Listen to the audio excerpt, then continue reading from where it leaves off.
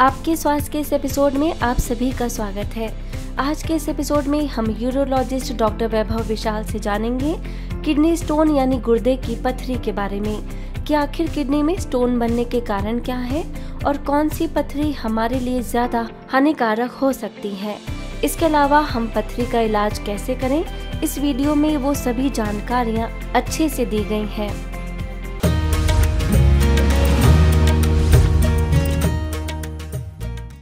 ओम शांति। आज हम किडनी यानी गुर्दे की पथरी के बारे में बात करेंगे। गुर्दे की पथरी एक बहुत ही कॉमन प्रॉब्लम है। तो बेसिकली गुर्दे की पथरी होती क्या है? गुर्दा यानी किडनी।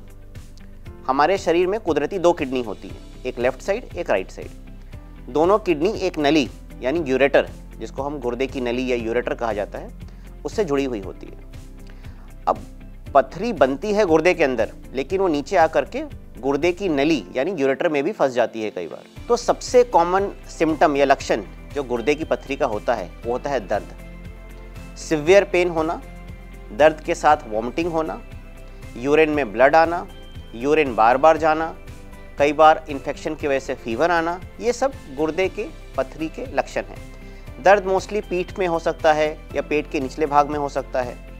तो अगर कभी ऐसा दर्द उठता है जहां आपको पीठ में या पेट के निचले हिस्से में दर्द हो रहा हो, साथ में उल्टी हो रही हो, साथ में यूरिन करने में कोई तकलीफ हो रही हो, तो उसका जांच कराना बहुत ज़रूरी है। गुर्दे की पथरी के लिए मैं एक बात बोलूँगा, उसको कभी निगलेक्ट नहीं करना चाहिए, क्योंकि गुर्दे की पथरी अगर बनी है और वो नली में आके फंसी है तो उसके जो परिणाम हैं वो बहुत ही खतरनाक हो सकते हैं। यानी गुर्दा फेल होना, गुर्दे में सूजन आना, गुर्दे में बहुत ज़्यादा इन्फेक्शन हो जाना, ये सब बहुत कॉमन सिम्टम्स है। और वो क्यों होता है? हमने दर्द को नज़रअंदाज कर दिया। क्योंकि गुर्दे की पथरी का दर्द 24 घंटे नहीं होता है। वो 10 मिनट होगा, फिर हो सकता है रुक जाएगा, फिर 3 दिन बाद होगा, फिर रुक जाएगा। तो हमें लगता है कि कोई बात नहीं, दर्द हुआ था, ठीक हो गया, छोड़ो, जाने दो। वो चीज़ नहीं करनी है। अगर गुर्दे की पथरी का दर्द का आपको डाउट हो रहा है तो एक सिंपल सी सोनोग्राफी करा लें। उससे हमें एक बेसिक आइडिया लग जाता है कि गुर्दे की पथरी का दर्द है ये या किसी और कारण का दर्द है। और अगर उसमें पथरी आती है तो फिर आपको एक यूरोलॉजिस्ट डॉक्टर, जो गुर्दे की पथरी के स्पेशलिस्ट डॉक्टर होते हैं, उनसे परामर्श करना पड़ेगा। अब गुर्दे की पथरी में मैंने बहुत, जो हमारे क्लिनिकल प्रैक्टिस में हमने बहुत कॉमन चीज़ देखी है कि घरेलू नुस्खे बहुत हैं कि हमने नींबू का पानी पी लिया, हमने ये सुखा करके खा लिया। हम हो सकता है वो कई जगह असर करती हो, बट वो कई जगह असर नहीं भी करती है। और जितना हम देर करेंगे उसका प्रॉपर ट्रीटमेंट लेने में, उसका मेडिकल कॉन्सिक्वेंस उतना ही ज़्यादा होने की संभावना है। तो एक बार आप यूरोलॉजिस्ट की परामर्श जरूर लें। कुछ पथरी होती है जिसके लिए ट्रीटमेंट की ज़रूरत ही नहीं होती, वो अपने आप पानी से निकल जाती है, खाने पीने से निकल जाती है। लेकिन कुछ पथरी ऐसी होती है जिसको तुरंत ट्रीटमेंट की ज़रूरत पड़ती है। तो वो निर्णय वो यूरोलॉजिस्ट ही ले पाएंगे। वो सालों से वो इसी क्षेत्र में, उनका विषय यही रहता है कि किस पथरी को ट्रीट करना है और किस पथरी को छोड़ देना है। दूसरी बात, जो एक बहुत कॉमन बात मुझे पूछी जाती है कि मुझे तो 3 mm की पथरी है, क्या ये निकल जाएगी? या फिर मुझे 5 mm की पथरी है और नली में फंसी हुई है, तो ये अपने आप निकल जाएगी? तो देखिए, इसका कोई एक जवाब नहीं है। मैंने 3 mm की पथरी को भी गुर्दे को खराब होते हुए देखा हुआ है और 12 mm की पथरी को भी निकलते हुए देखा हुआ है। तो ये बहुत कुछ हमारे शरीर की बनावट, वो पथरी कैसी है। कई पथरी होती है बहुत स्मूथ होती है, बहुत चिकने उसके सतह होती है, वो फिसल के निकल जाती है। कई पथरी में छोटे छोटे कांटे होते हैं, इसलिए वो यूरेटर या नली में फंस जाती है। तो एक इसका जवाब होना कि क्योंकि मेरी पथरी 5 mm की है तो मैंने सोचा कि निकल जाएगी, ये गलत है।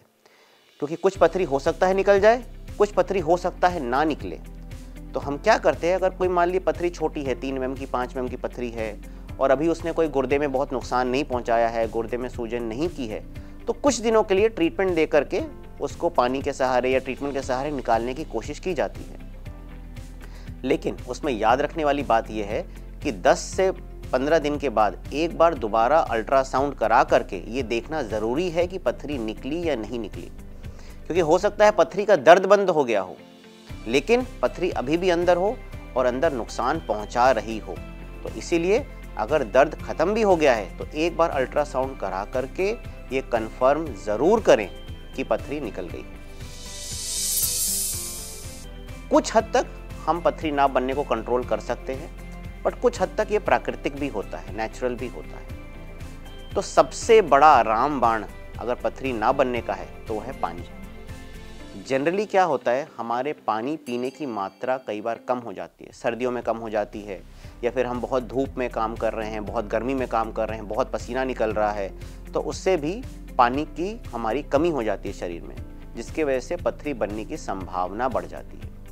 अब पानी कितना पीना है, तो ये बात निर्भर करता है कि आपकी दिनचर्या कैसी है। मान लिया आपकी दिनचर्या ऐसी है कि आप ऑफिस में बैठे हैं, एसी के अंदर बैठे हैं, ज़्यादा पसीना नहीं निकल रहा है, तो दिन में 2 से 2.5 लीटर पानी आपके लिए पर्याप्त है। बट आप मान लीजिए धूप में काम करते हैं, आप एक किसान हैं, आपका वर्क आउटडोर काम है, आपको बहुत ज़्यादा देर धूप में रहना पड़ता है, बाहर रहना पड़ता है, बहुत पसीना निकलता है, आप एक स्पोर्ट्समैन हैं जो बहुत ज़्यादा पसीना निकलता है, तो आपको पानी की मात्रा बढ़ानी पड़ेगी। तो हो सकता है आपकी पानी की मात्रा आपको 3 से 3.5 लीटर भी करनी हो। तो आपकी दिनचर्या कैसी है इसके ऊपर डिपेंड करेगा कि आपका पानी की मात्रा आपको कितनी लेनी है। अब दूसरा सवाल इसमें यह भी उठता है कि अगर मुझे पथरी का दर्द हो रहा है और वो ट्रीटमेंट से ठीक नहीं हो रहा है, मैंने पानी भी पी लिया, मैंने दवाई भी खा ली, अब क्या करना है? तो आजकल पथरी के ट्रीटमेंट बहुत ही एडवांस हो गया है। एडवांस से मेरा मतलब है लेज़र का ट्रीटमेंट किया जाता है, जहां बिना किसी चीरे के पथरी को, भले वो नली में हो या गुर्दे के अंदर हो, उसको निकाल दिया जाता है। बट वो काम एक स्पेशलाइज्ड यूरोलॉजिस्ट डॉक्टर ही कर सकते हैं, तो आपको उसके लिए यूरोलॉजिस्ट डॉक्टर के पास मिलना पड़ेगा। और जो एक ये कॉमन भावना है कि अगर एक बार मैंने पथरी का ऑपरेशन कराया तो मुझे दोबारा पथरी हो जाएगी, ये बात बहुत हद तक सही नहीं है, क्योंकि अगर अभी आपको पथरी है और वो नुकसान पहुंचा रही है तो आपको उसको निकालना ही पड़ेगा, नहीं तो कुछ डैमेज परमानेंट हो जाते हैं जो कि फिर सर्जरी के बाद भी ठीक नहीं होते।